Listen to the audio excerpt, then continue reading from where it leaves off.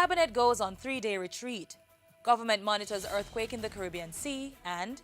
Simply put, Ian Bowen was truly first class. Jamaica has lost a true patriot.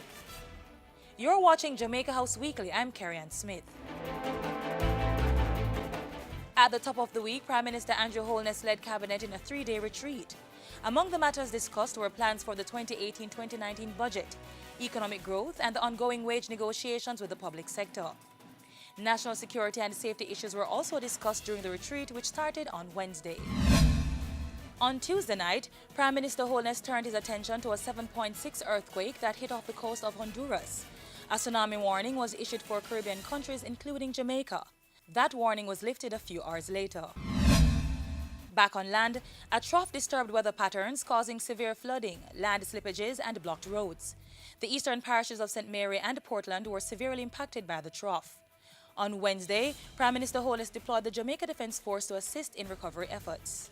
The Army, in partnership with the National Works Agency, cleared blocked roads with a front-end loader and bulldozer. The JDF also coordinated the issuance of relief supplies to communities cut off by up to 15 feet of water. And government, through the Minister of Tourism, issued 73 checks to raftsmen who have been impacted by the flood rains.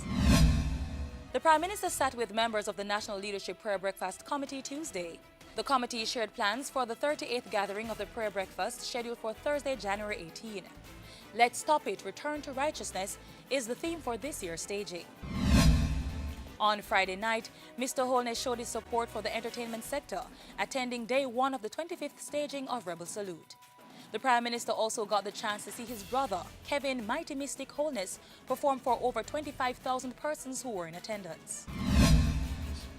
He distinguished himself as fair, fearless, and balanced, and factual.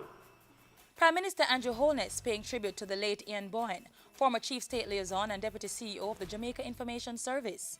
At Sunday's funeral held at the National Indoor Sports Centre, Mr. Holness remembered Bowen as an accomplished speechwriter who earned the respect and favor of countless political figures from many administrations.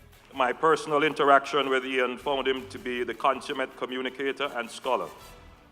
Ian was able to seamlessly and authoritatively interweave information from current affairs, politics, sports, philosophy, religion, literature, economics, almost everything, into a conversation.